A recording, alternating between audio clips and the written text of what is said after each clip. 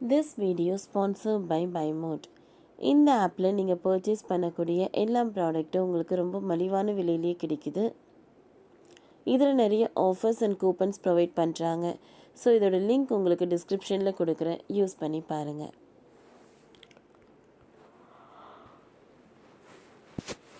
Plan செய்து அடித்த இந்திய இராணுவம். முன்னாள் அதிகாரி மைக்கேல் ரூபின் பாராட்டு.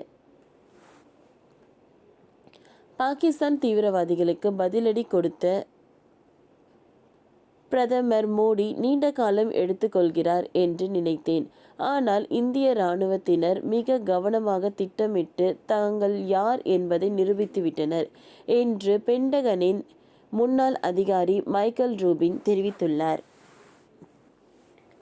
பல்காம் பயங்கரவாத தாக்குதலை தொடர்ந்து பாகிஸ்தானுக்கு பதிலடி கொடுக்கும் வகையில் இந்திய இராணுவத்தினர் ஆபரேஷன் சிந்தூர் என்ற பெயரில் தாக்குதலை வெற்றிகரமாக மேற்கொண்டனர்.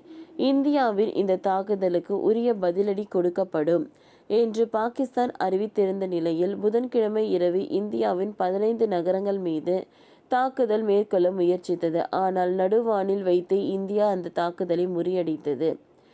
ஜம்மு விமான நிலையம், சம்பா, ஆர்எஸ்புரா, ஆர்னியா உள்ளிட்ட பகுதிகளை நோக்கி பாகிஸ்தானில் இந்த தாக்குதல் நடத்தப்பட்டது.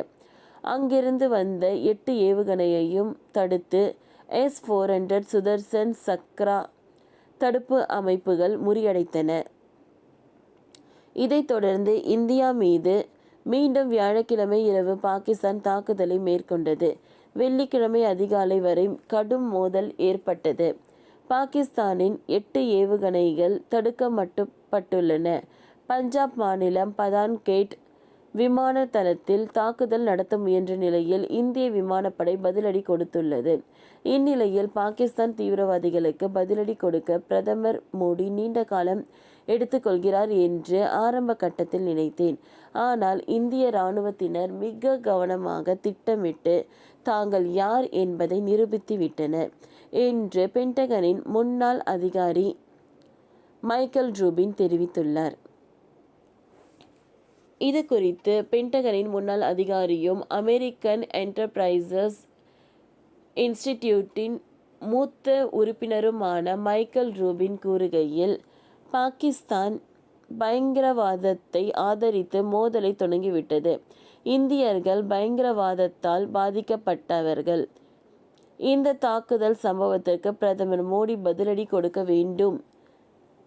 நீண்ட நேரம் எடுத்துக்கொள்கிறார் என்று நான் ஆரம்பத்தில் விமர்சித்தேன். ஆனால் இந்திய இராணுவம் கவனமாக திட்டமிட்டு தாங்கள் யார் என்பதை காட்டியுள்ளது. பாகிஸ்தான் தனது முகத்தை காப்பாற்றி கொள்வதற்காக ஏதோ ஒரு வழியில் முயற்சித்து கொண்டிருக்கிறது. ஒரு குழியை தோண்டுவதற்காக முதல் விதி என்பது நீங்கள் ஒரு குழியில் இருக்கும்போது குழி தோண்டுவதை நிறுத்த வேண்டும் என்பதுதான். இதனை அசீம் முனீர் புரிந்து கொள்ள வேண்டும். பயங்கரவாதத்தை ஆதரிக்கும் நாடாக பாகிஸ்தானை அமெரிக்கா குறிப்பிட வேண்டும் என்று தெரிவித்துள்ளார். ஓகே ஃப்ரெண்ட்ஸ், இந்த வீடியோ உங்களுக்கு யூஸ்ஃபுல்லாக இருந்ததுன்னா லைக் பண்ணுங்கள், ஷேர் பண்ணுங்கள், சப்ஸ்கிரைப் பண்ணுங்கள். தேங்க்யூ.